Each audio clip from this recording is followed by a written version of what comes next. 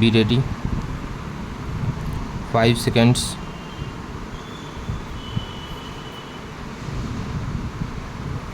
Start. Assam is one of the most beautiful parts of India. Here we have the biggest river and sprawling mountains, green fields, and big dense forests. All these go to make this part of the country beautiful, but they also make communications difficult. We are trying and we hope we shall succeed in maintaining the beauty and at the same time improving the communications. The Communications Ministry has under contemplation the opening up here of a number of post offices and telegraph offices. It is also proposed to have landing grounds for aircraft in convenient places where other means of communication cannot be opened.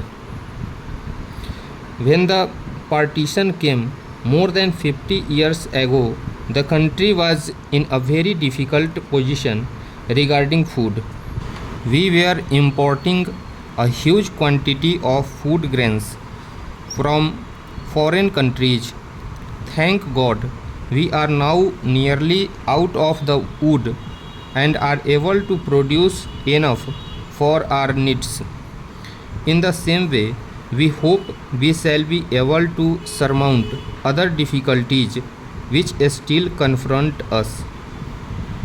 That has been possible because the people as a whole have realized the importance of self sufficiency in the matter of food. They have all helped in producing more. There is no dearth of cloth now in the country. I am hoping that any other difficulties that we still have will be solved without much delay. After all, our independence is only 6 years old, and what was not achieved, not even thought of for such a long time, has been achieved within this period. I would therefore earnestly ask you to devote all your energies to the betterment of your own conditions through the council which has been established here. A constitution can be only what its people want it to be. If you make good use of the constitutional provisions, you will find they are good enough for you. You may rest assured that the government of India and the government of Assam will ever be ready to give you such assistance and help as you need. We know the difficulties which you have to face, and the government of India have been trying to help you. The opportunities that you have now got are of great value.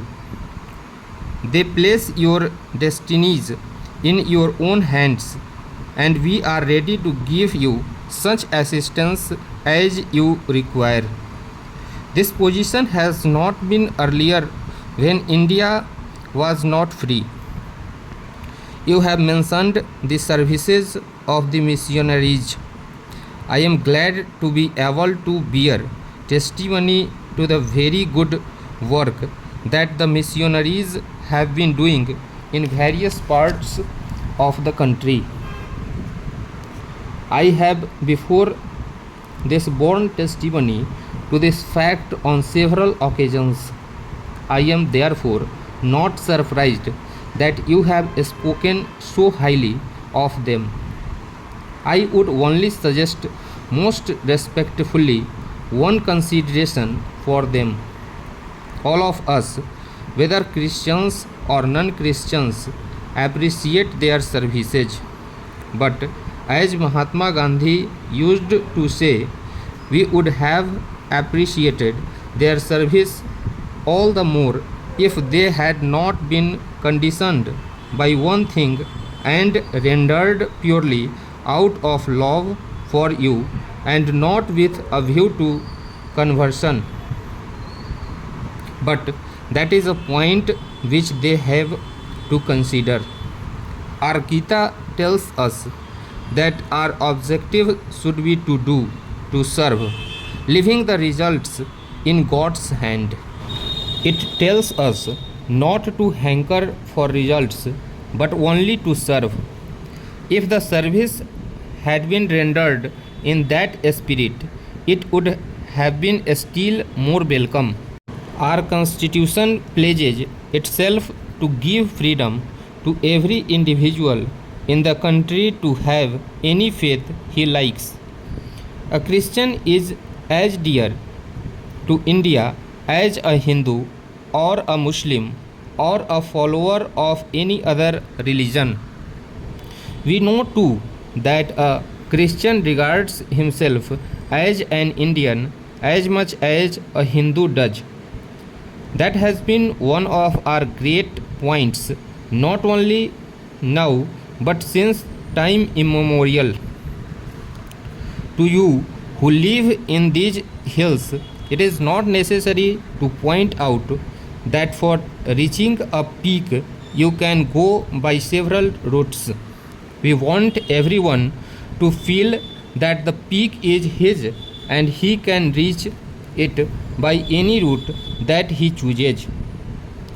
Therefore, there can be no objection to any Christian preaching Christianity to Indian Christians or even to non Christians, and the government is determined to give full effect to these provisions of the Constitution.